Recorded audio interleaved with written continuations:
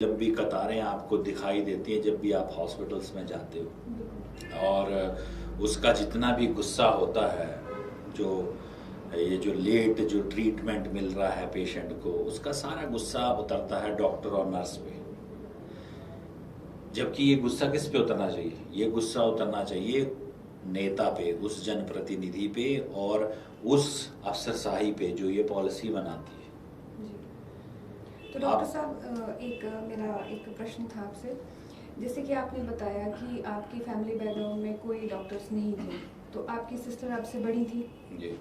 तो आपने खुद ये फील्ड चूज़ की या आपके फ्रेंड्स ने या आपके सिस्टर ने आपको कहा कि आप यह मेडिकल लाइन चूज़ करिए, या आपका पर्सनल इंटरेस्ट था इसमें?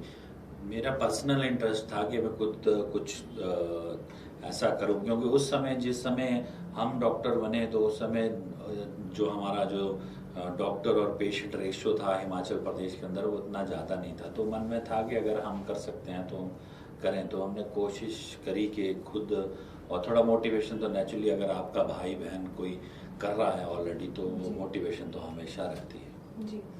तो जैसे कि आपने बताया कम्युनिटी मेडिसिन, तो इसमें ये बाकी जो हमारे डॉक्टर्स होते हैं उससे ये कैसे ये फील्ड अलग है, डिफरेंट कैसे है ये?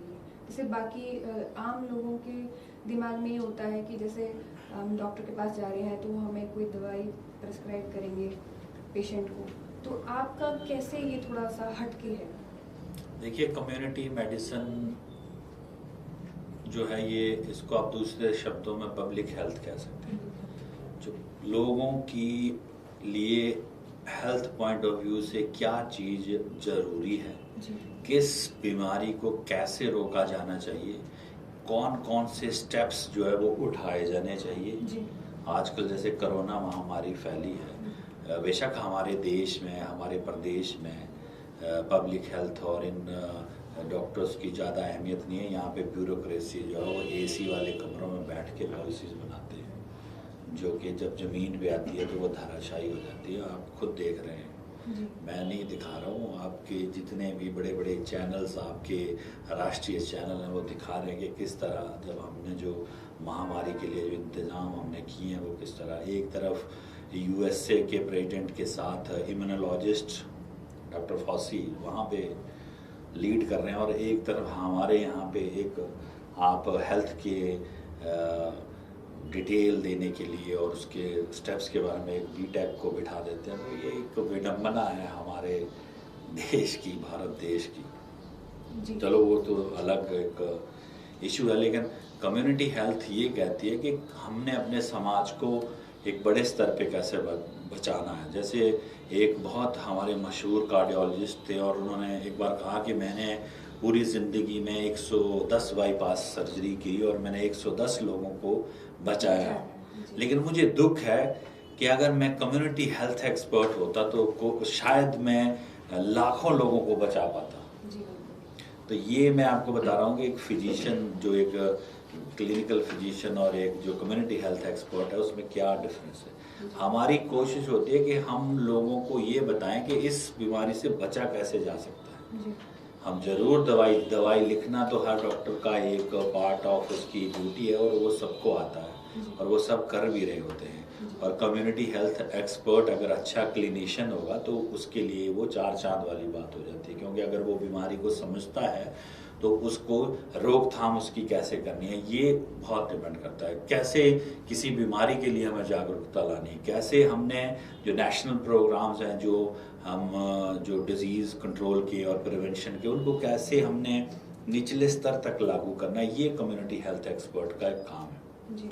इसमें आपने बताया एपिडेमियोलॉजी के बारे में, तो वो किस चीज़ से रिलेटेड है? एपिडेमियोलॉजी जो है वो महामारी, जैसे महामारियां फैलती हैं, जैसे कुछ बीमारियां हैं जो पूरी कम्युनिटी से जुड़ी हुई है, जैसे ट्यूबरकुलोसिस है, जैसे आजकल कोविड फैला हुआ है, मलेरिया जो ज़्यादा उसमें। तो इसलिए एपिडेमियोलॉजिस्ट है वो ये देखता है कि ये बीमारी के जो ट्रेंड्स हैं वो कैसे हैं, ये बीमारी कैसे फैल रही है, ये इसका जो फैलने का कारण है वो क्या है, कौन से फैक्टर्स हैं एनवायरनमेंट के अंदर जो इस बीमारी को फैलने में हेल्प कर रहे हैं। क्योंकि जब आप प्रिवेंशन और कंट्रोल की बात करते हैं तो ये सारी चीज़ें बहुत इंपॉर्टेंट होती हैं कि आपको उस बीमारी के फैलने का कारण किसके थ्रू फैलती है। जैसे अब कोविड है, कोविड फैल रही है, एरोजोल इन्फेक्शन है, तो एक व्यक्ति से दूसरे व्यक्ति को ये हो रही है। तो ये सारी चीज़ें कि कैसे वो फैलती, ये एपिडेमियोलॉजिस्ट का काम है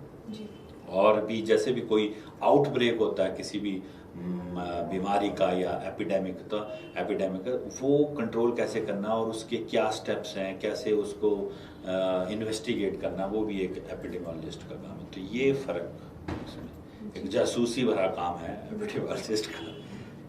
बेसिकली रिसर्च और बिल्कुल रिसर्च, तो इसमें रिसर्च जो है कम्युनिटी हेल्थ और एपिडेमियोलॉजी का एक अभिन्न अंग आप उसको कह सकते हैं। और आपने देखा कि उनकी रिसर्च पे बेस्ड ही फिर आगे जो है वो डिजीजेस के प्रिवेंशन और कंट्रोल चलते हैं जी।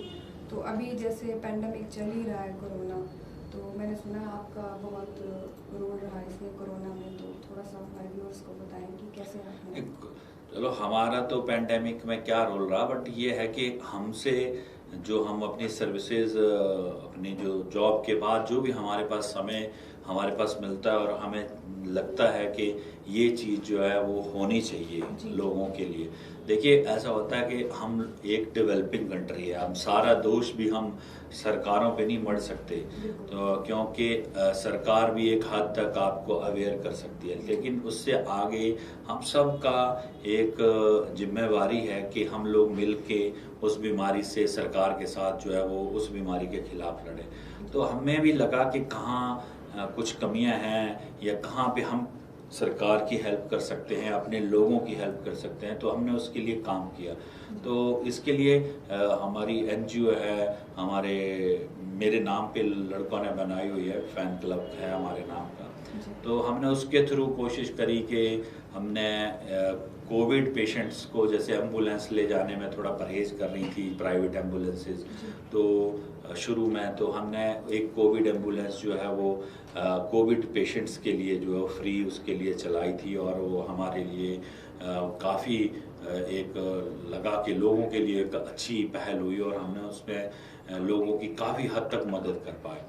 दूसरा, आपने देखा कि जब कोविड पेशेंट की डेथ हो जा रही थी तो उनको जैसे यहाँ से कोविड हॉस्पिटल से वापस जहाँ दाह संस्कार करना है तो वहाँ तक ले जाने के लिए भी कुछ नहीं हो पा रहा था शुरू में। तो हमने एम्बुलेंस के थ्रू ही हमने बहुत सारी कोशिश करी कि हमने जो कोविड पेशेंट की जो डेड बॉडीज़ हैं उनके दाह संस्कार में जो हमने उसमें भी हमने हेल्प करी लोगों की, और कोशिश हमने करी कि, और ये हमने फ्री करी हमीरपुर ज़िला के अंदर, सिर्फ हमीरपुर ज़िला के अंदर, क्योंकि बड़े स्तर पे करने के लिए हम इतने अभी सक्षम नहीं हैं।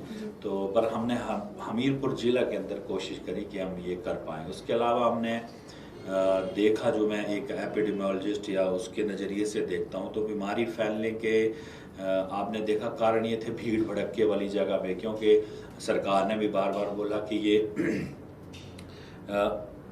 एयर में जैसे 10 मीटर तक जा सकता है, बाद में बताया गया, और एयर में इसका जो वायरस है जो 30 या 40 मिनट तक रहता है। तो हमने देखा कि जो हमारे कस्बे हैं, जैसे जो अभी लॉकडाउन था उसमें 9 से 12 फिर 9 से 2 खुल रहे थे, लेकिन जो सब्जी करियाना और जो डिपो स्टोर्स हैं, जैसे गांव में जो डिपो पे राशन मिल रहा था, हर डिपो जो है वो दिन में 50 परिवारों को राशन दे रहे थे, तो वहाँ भीड़ इकट्ठा हो जा रही थी, तो चांसेस थे कि वहाँ पे इस महामारी के स्प्रेड के। तो हमने कोशिश करी, तो क्योंकि एक दिन में तो आप ये कवर नहीं कर सकते, तो हमने इसके लिए फिर सैनिटाइजेशन जो वैन है उसको हमने लॉन्च करा। तो हमने कोशिश करी कि हम उसके अंदर एक साथ ही 500 लीटर में जो सोल्यूशन था हाइपोक्लोराइड का 1% हमने उसको बनाया, और एक हमने वो मशीन जो मिस्ट स्प्रे जिससे करते हैं वो हमने मंगवाई, और उससे हमने करा, और हम उसमें बहुत कामयाब रहे। हमने सारे बाज़ारों की, मार्केट की, डिपो, कस्बे जितने भी छोटे मोटे थे सब जगह हमने करी, और हम 2-2, 3-3 बार हम उसमें करते रहे। और उससे क्या होता है कि जरूरी नहीं है कि हम महामारी को ही वैसे उससे कोई हम वहाँ वायरस मार रहे हैं। नेचुरली वायरस को तो हम किल कर ही रहे हैं और उसका इफेक्ट भी रहता है 2-4 दिन उस जगह पे जब एक बार सोल्यूशन गिर जाता है तो। लेकिन साथ में उसका एक फायदा ये हो जाता था